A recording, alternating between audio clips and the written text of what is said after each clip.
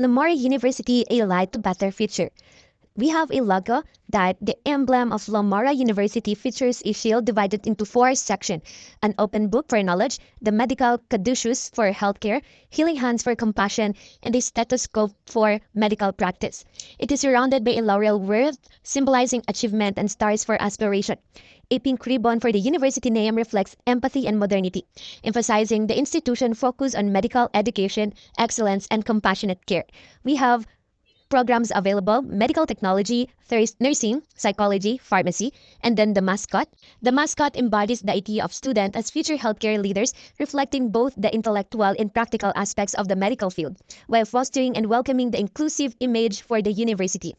The vision and mission of Lamora University is to pioneer a future where medical knowledge and compassionate care converge, creating healthcare leaders who transform global health through innovation, empathy, and interdisciplinary collaboration. The mission: at Lamora University, we are dedicated to cultivating a new generation of medical professionals who are not only skilled in cutting-edge medical science, but also committed to humanity well-being. Through integrative education, hands-on clinical practice, and research that addresses the world's most pressing health challenges, we aim to empower our students to lead with purpose, integrity, and profound sense of social responsibility.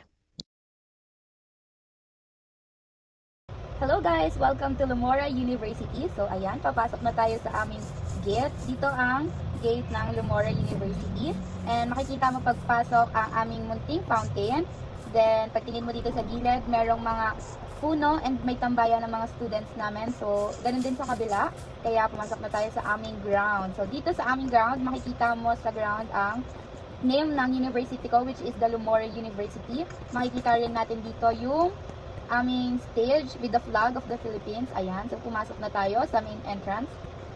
So, ayan. So, pagpasok natin sa main entrance, makikita natin yung tatlong rebulto dito. Yung una is si Mr. Ramos, first president ng Lamora University. Si Miss Gullias, ang founder, and si Miss Santos, ang co-founder. So, pag pumunta tayo dito sa side na to, nandito naman ang Office of the Guidance. So, pag pasok natin dito, ayan ang aming guidance office. Okay. And then next room, we have the faculty office ng mga prof. So ito, makikita natin yung mga chairs and tables nila with their TV. And then, of course, bookshelves. Next room, we have the discipline office. Ito naman ang ating discipline office kung saan pwedeng pumunta ang mga students kapag meron silang kasalanan. And then lastly, we have the office of the president. Ito naman ang kanyang office with the chair and tables and TV with bookshelves. Okay, punta naman tayo sa other side ng first floor. Sa first side, meron tayong clinic. Ayan.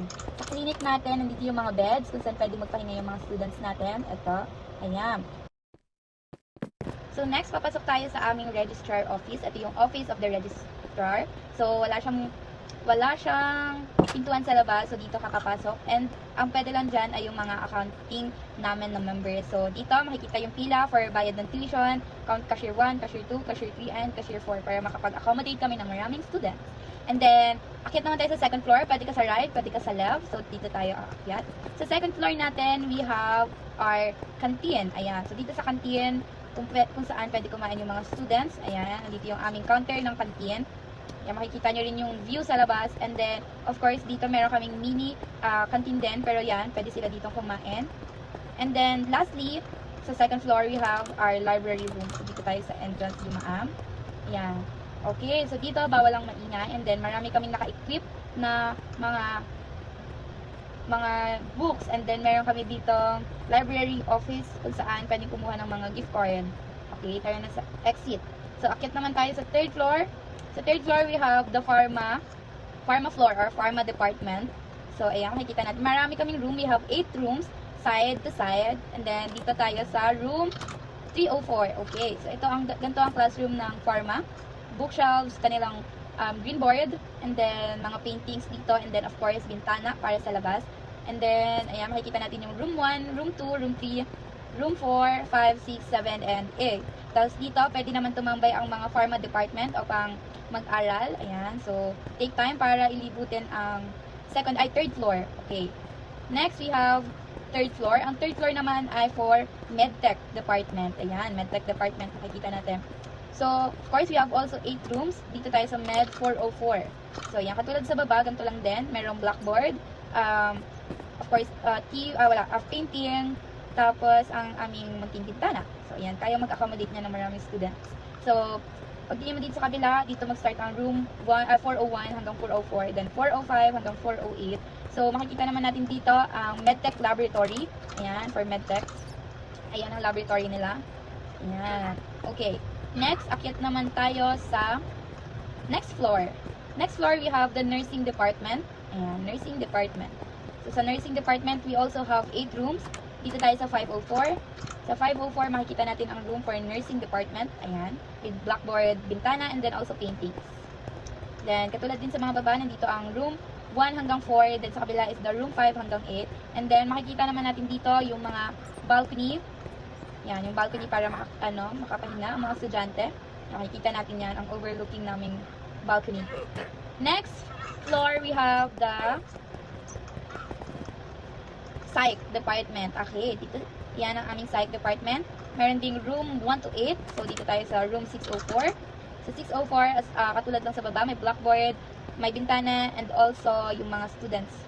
Upuan ng students. And then next, ayan, nakikita natin dito. Pwedeng tumambay ang mga psych students dito sa ating lounge. Then, akyat tayo sa aming last floor.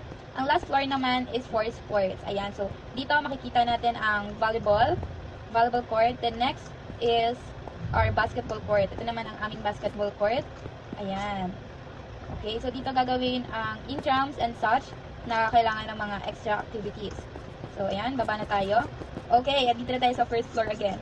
So, dito ang aming labas, papuntang football court. Ayan, football court na medyo may pagka-piggery. So, ayan, nandito ang goal 1, goal 2, and then ang pwedeng mga manood. So, sa side by side ng mga cherry blossom trees na yan, sa ilalim niyan is merong mga upuan kung saan pwede magpahinga yung mga students. Ayan, makikita natin yung mga upuan na nakahilera dyan.